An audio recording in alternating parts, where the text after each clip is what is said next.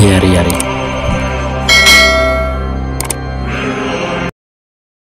Halo pasukan boing-boing, apakah kalian sudah memiliki skill ultimate atau bahkan sudah memiliki true null? Apakah kalian sudah lihat upayanya Sion biar tetap semangat menjalani hari? And finally, setelah 1 abad, akhirnya yang kita tunggu-tunggu, light novel volume 20 telah keluar ya guys ya. Jadi buat kalian yang belum nonton atau nggak tahu sama sekali alurnya dan baru nemu channel boing-boing ini, kalian nonton dulu aja volume sebelumnya yang udah gua playlist cuy. Tanpa basa-basi, kita langsung aja serebet-serebet. Dan inilah pembahasannya, light novel boing-boing volume 20. Scene dimulai dengan memperlihatkan seorang pria bernama Filwe yang terluka atas kekalahannya melawan Rudra dengan menahan rasa sakit karena tebasan Rudra, bahkan jubahnya sampai berlumuran darah. Filwe memilih untuk mundur dan memerintahkan Mai balik ke tempat istana bintang surgawi.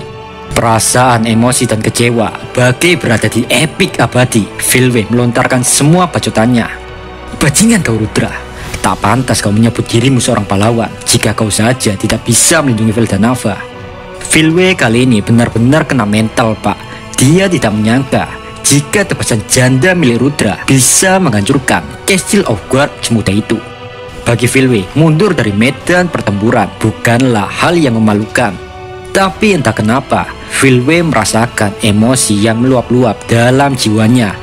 Filwe yang memang titisan jamet TikTok, meskipun udah kena mental, dia masih berusaha mencoba menenangkan pikirannya jika semuanya bakal baik-baik saja.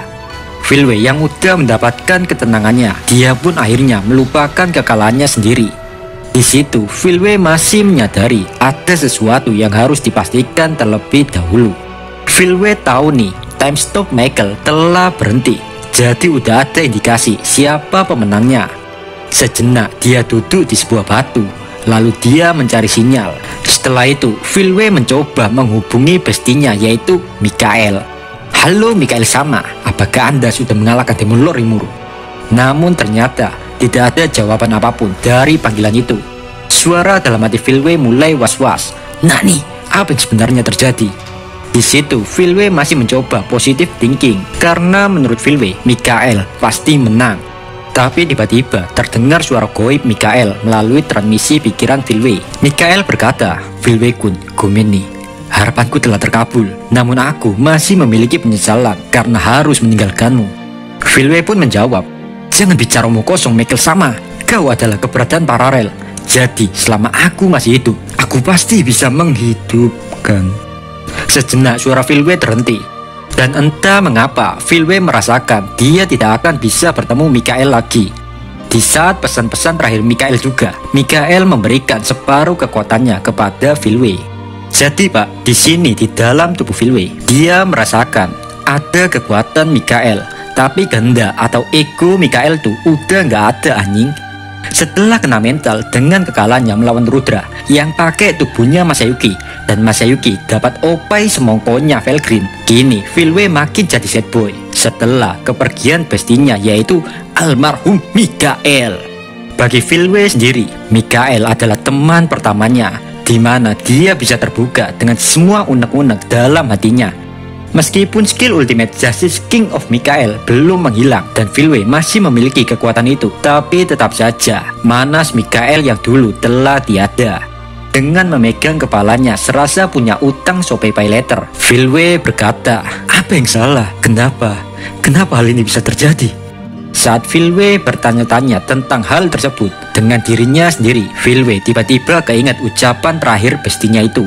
Dalam benaknya Filwe bingung apa maksud Mikael tentang keinginannya yang telah terwujud. Meskipun gak tahu makna dari perkataan itu, Filwe juga mulai ikutan bahagia karena bestinya menjadi almarhum yang husnul khotimah dan tidak memiliki penyesalan dalam hidupnya. Namun gak lama kemudian, Filwe meneteskan air matanya karena dengan demikian Filwe tidak memiliki tempat curhat lagi. Tanpa Mikael, tanggung jawab dari pemimpin para malaikat serasa berat. Setelah kepergian Veldanava, Filwe mencoba berdiri tegak menjadi pemimpin. mengambil keputusan sendiri tanpa mendengarkan suara-suara bawahnya. Bahkan tidak peduli tentang kematian siapapun itu, asalkan Filwe selangkah lebih dekat dengan tujuannya. Filwe tidak pernah menunjukkan sisi lemahnya kepada siapapun. Tidak ada yang bisa mengerti dan menyembuhkan hati Filwe. Tapi di saat itu, Mikael muncul. Mikael menjadi teman yang memiliki visi dan misi yang sama dengannya dan juga memahami Filwe sepenuhnya. Bagi Filwe, selain Vildanava, Mikael adalah orang yang paling penting untuknya, bukan sebagai manas, tapi sebagai teman. Satu-satunya teman yang Filwe miliki kini telah menghilang, meninggalkannya sendirian. Filwe semakin rapuh dengan keadaan ini. Dia ngerasa bingung tentang apa yang harus dia lakukan selanjutnya. Di tengah kegalauan itu, sambil scroll TikTok, lihat pantat cewek-cewek, tiba-tiba datang seorang yang mengganggu kesedihan Filwe. Vega menghampiri Filwe sambil mengatakan, "Oi Filwe-san, udahlah lebih amat lu dikit-dikit galau. Sekarang nih yang penting, apa yang akan kita lakukan selanjutnya?" Di situ juga sebenarnya ada Mai. Cuma Mai diem aja, nggak mau ikut campur masalah bosnya. Sementara itu, Filwe mulai mengangkat kepalanya dan menatap Vega dengan penuh emosi. "Tidak bisakah kau diam sebentar saja? Kita telah kehilangan kontak dengan Mikael sama. Jadi, tinggalkan aku sendirian." "Cuy," ucap Filwe sambil meludah. Namun Vega nggak peka, bukannya malah menenangkan suasana. Di sini Vega malah ngomong, jika Mikael bacotan doang yang besar, tapi ujung-ujungnya tetap kalah.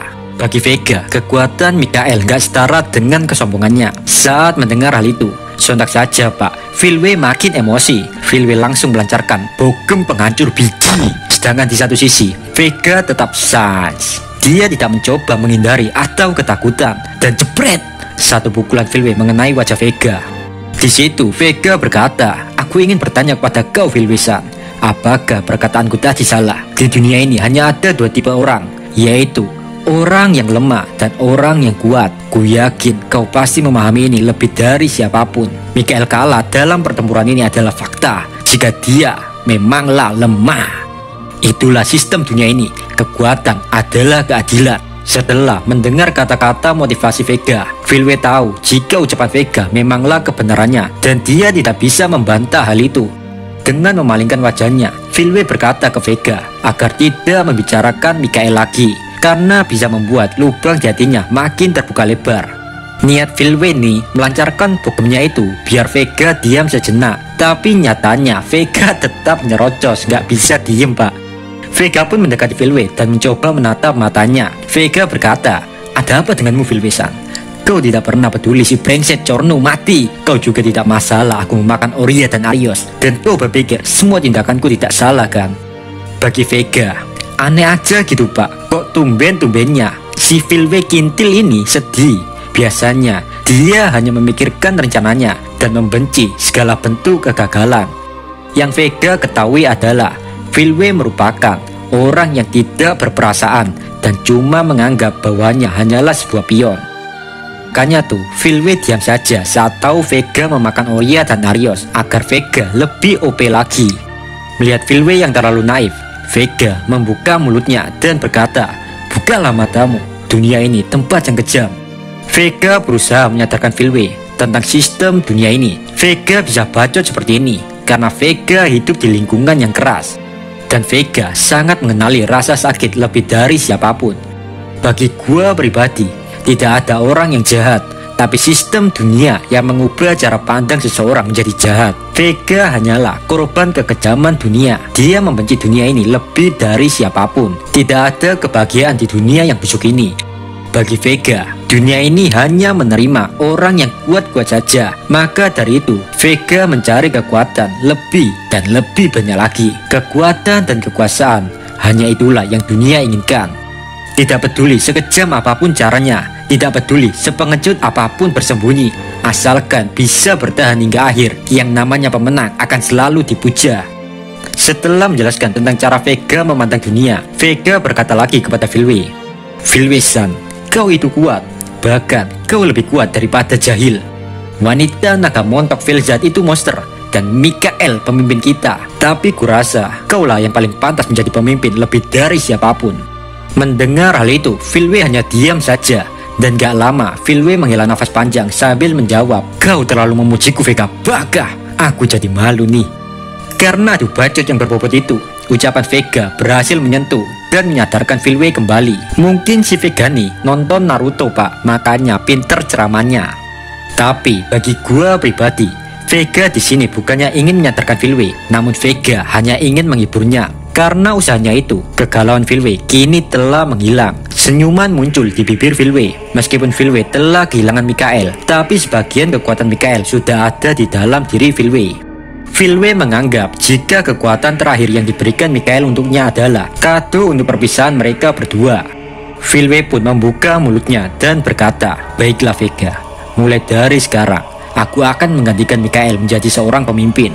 Aku bersumpah akan menjaga tahta sampai Vel dan Ava kembali lagi ke dunia ini." Kini Phil Wei nggak ada alasan bertarung setengah hati. Sebenarnya Pak, Phil Wei dari awal menyembunyikan tubuh aslinya di dunia lain.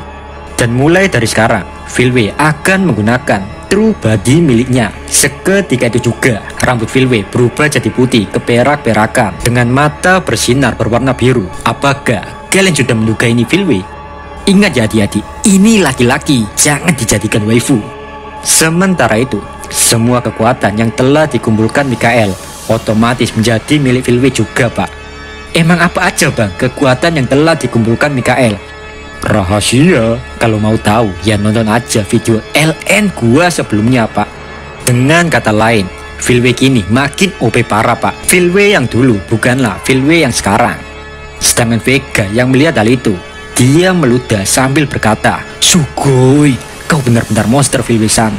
Mendengar hal itu, Phil Wei tersenyum dan dia menjawab, "Arigato Vega, berkatmu kegundahan dalam hatiku hilang." Sementara itu, Vega menatap tajam Phil Wei dan berkata lagi, "Wahahaha, kau jangan bahagia dulu Phil Wei-san. Untuk sekarang, kau memang bukanlah tandinganku. Jadi sementara waktu, aku akan mengikutimu. Tapi saat kau lengah dan menunjukkan sisi lemahmu yang sangat kubenci, aku pasti akan memakanmu." Phil Wei yang mendengar hal itu menganggukkan kepalanya. "Aku mengandalkanmu, Ibu," ucap Phil Wei. Jika kalian suka video ini, jangan lupa subscribe biar channel ini makin berkembang. Saya Dio dari channel Isekai Kindle. Pamit. Bye bye.